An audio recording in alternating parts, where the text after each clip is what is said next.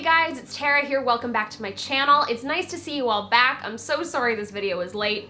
As you may or may not know, I'm currently on clinical placement, so it makes getting some extra time to film some videos a little bit more challenging, just especially because I'm also studying for the USMLE. But thank you guys so much for stopping by. This video is all about my new Korg B2 keyboard, which I purchased this past Christmas and I've been playing around with on my most recent videos. That means that the next couple of videos are still gonna be me playing piano. That doesn't mean the guitar is gone from the channel. It just means that we're gonna be playing around with this guy for the next little while. So I bought this keyboard from Thomann.ie. And Thomann is a German company that is fantastic for supplying musical equipment. I've gotten a lot of my equipment since I've moved over here from there, with the exception of my guitars. Those came from back in Canada. The total price for the keyboard and the stand, which I just bought the keyboard and the stand, came out to €371.90, which included things like shipping, so I didn't have to pay an additional shipping fee. Which I thought was a really good price for this kind of keyboard. It's 88 keys, the keys are fully weighted, it comes with USB integration, so when I record videos for you guys, I can plug the keyboard into my computer so that the piano is being recorded in a separate channel that isn't being also co-recorded by my voice, such as what happens when I record using my Rode N2 microphone. The keyboard is 88 keys, fully weighted, and you can adjust the touch. So one thing I did notice when I pulled it out of the box and started playing it for the first time was that the keys felt really stiff, but I did note that when I pulled it out of the box that might have just been because it's new and it hasn't been played, and that's one thing that I have noticed has let up a bit, is that the keys have become more fluid the more I've played it. So here's what Korg has to say about the B2 piano. It says that it comes with 12 carefully selected sounds. It reproduces the touch of an acoustic piano. There's been very few keyboards that I've found that have fully reproduced the touch of an acoustic piano, and this one I would agree, it doesn't quite have the same touch, but I don't think that anything really has the same touch as an acoustic piano, or at least nothing that I've played. It has various different sounds. You can listen to the sounds on the Korg website.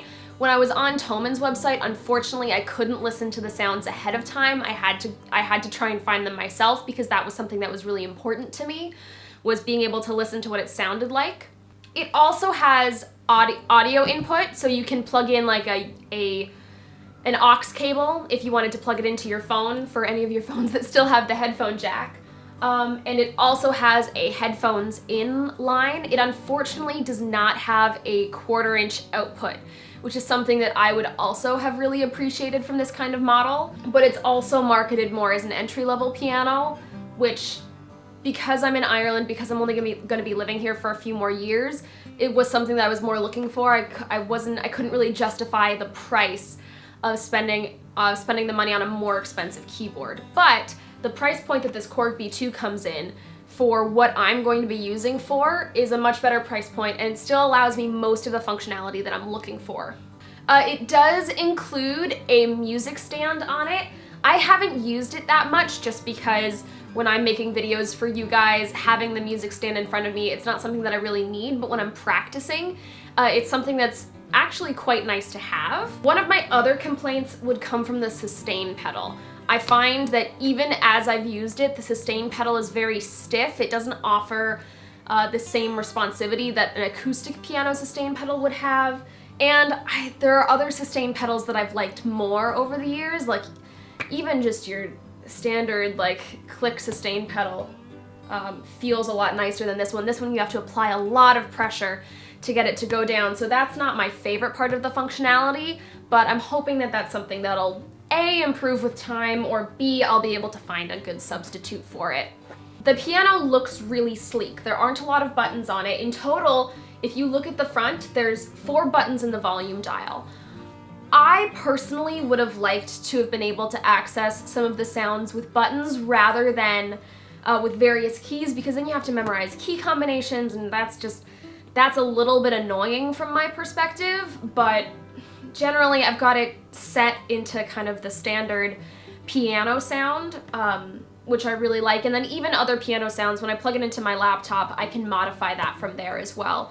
So I can leave it on the standard piano sound and then make it sound like an organ in my laptop if I really wanted to. All in all, I'm very happy. I'm very, very happy with my purchase. The only two things I really would have changed is that I might have bought a separate sustain pedal, just because this sustain pedal, it's either gonna need a little bit of work because of how stiff it is, or I'll just need to end up investing in another one. And the other thing I would have really liked to have seen from Korg is just a automatic 1/4 inch in out, so that you can plug it into an amp if I were to take it out busking, because at the moment that's something that I wouldn't be able to do with this keyboard. I hope you liked this video. If you like it, please smash the like button, click subscribe, and ring the bell to get notifications when I post new videos every single Sunday. This video is a little bit different than my normal videos. Let me know if you like it. Let me know what you think. Hope you guys are having a great day. Bye-bye.